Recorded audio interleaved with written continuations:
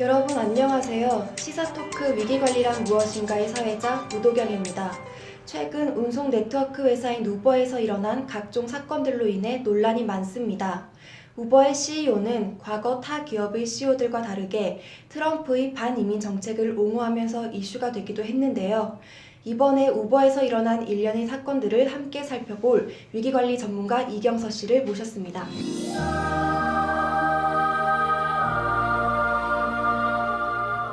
최근 우버와 관련된 대표적인 문제로 딜리트 우버 캠페인과 성추문 사건 등 여러 가지 문제가 있는데 이 사건의 경과는 어떻게 되었고 왜 이런 문제가 발생했는지 그 원인은 또 무엇이라고 생각하십니까? 네, 우선 이 딜리트 우버 캠페인이라는 게 트럼프 대통령의 반이민 정책하고 관련이 있습니다.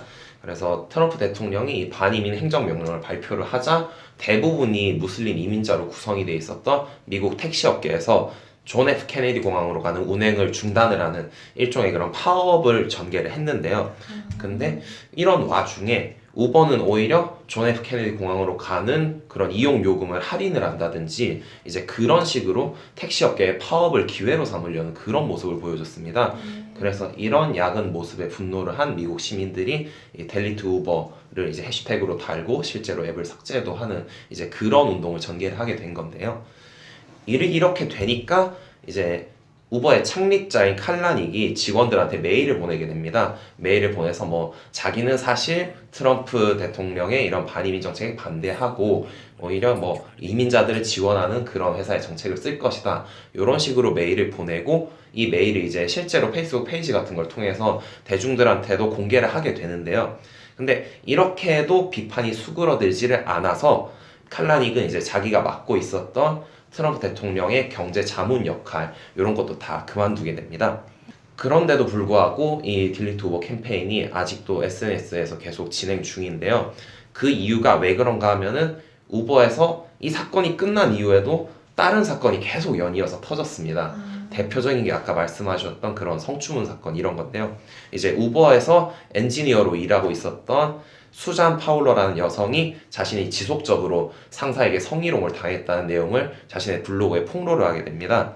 그런데 인사팀에서 그런 그녀의 이제 신고를 듣고도 뭐 당신한테 문제가 있어서 그런 게 아니야 이런 식으로 대응을 하고 또 조직 내부에 뿐만이 아니라 다른 남성 우월주의적 풍조가 있었다는 게 속속들이 밝혀지면서 사람들이 계속 이제 비판을 하게 된 건데요. 사실 이런 우버의 위기가 연쇄적으로 나타난 게 우연은 아니고요. 그런 성과 제일주의에 기반을 두고 있었던 우버의 조직 시스템 실패가 이 모든 사건의 원인이라고 할 수가 있겠습니다. 성과 제일주의요?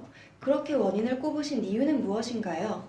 사실 이제 이 두 개의 사건뿐만이 아니고 우버가 이제 이미 여러 차례 경쟁사들을 넘어서기 위해서 되게 좀 치졸한 방법들을 많이 사용을 해왔습니다.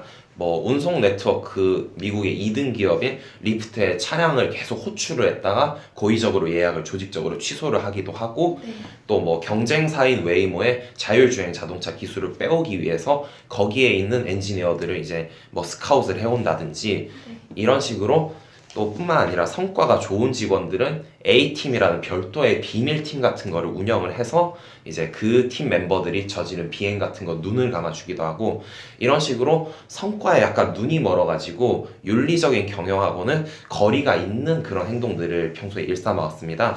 뭐 그런 각각의 사건들이 일어난 그런 뭐 이유 자체는 조금씩 다를 수 있겠지만 그 기저에는 이런 식으로 성과만 좋으면 무조건 괜찮다 라는 우버의 성과 제일주의가 깔려 있었다는 것을 유추를 쉽게 할 수가 있는 것이지요.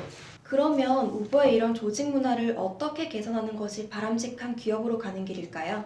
물론 이제 기업이 해야 되는 일이 돈을 잘 벌고 성과를 내는 게 가장 중요한 과업인 건 맞습니다. 그런데 이제 당장 단기적으로 눈앞에 보이는 그런 숫자에 급급해가지고 이제 우버처럼 행동해서는 안 됩니다.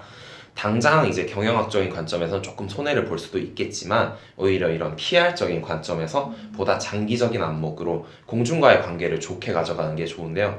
그래서 뭐 기업이 이제 제품의 결함이 발생하면 선제적으로 전량 리콜을 하기도 하고 그런 일들이 있지 않습니까? 당장 팔린 물건을 회수를 하면은 이제 물론 단기적으로는 성과에 매우 악영향을 미치겠죠. 하지만 이제 뭐 여러분들도 잘 아시다시피 타이레놀 같은 기업이 이제 이런 방법을 취함으로써 나중에 얼마나 공중과의 관계를 잘 유지를 해서 이익을 보았는지 네. 여러분들이 생각을 해보시면 아마 어렵지 않게 제 말을 이해하실 수가 있을 겁니다. 이런 식으로 자신을 둘러싸고 있는 공중들과의 관계를 잘 가져가는 것, 이것이 이제 PR이 추구해야 되는 근본적인 목적이고 기업이 진정한 성과를 낼 수 있게 또 롱런하기 위해서 만들어 나가야 할 그런 이상적인 기업 문화라고 할 수가 있는 것이겠죠. 네, 좋은 말씀 감사드립니다. 지금까지 PR 전문가 이경서 씨 모시고 이야기 나눠보았습니다. 기업이 추구해야 하는 것은 단기적인 성과보다 공중과의 관계를 잘 유지하는 장기적인 안목이라는 점 오늘 배울 수 있었습니다. 지금까지 시사토크 위기관리란 무엇인가의 우도경이었습니다. 감사합니다.